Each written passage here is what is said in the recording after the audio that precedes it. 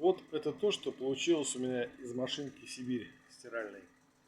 Она полностью из алюминия, эта сушилка. То есть, в общем-то, безопасная.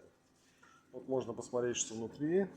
Внутри у нас там сейчас лежит помидоры и мясо вялится.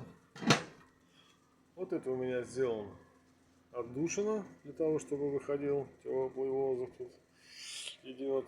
Ну и вот вентилятор сам, который нагнетает. Вот, в принципе, и все.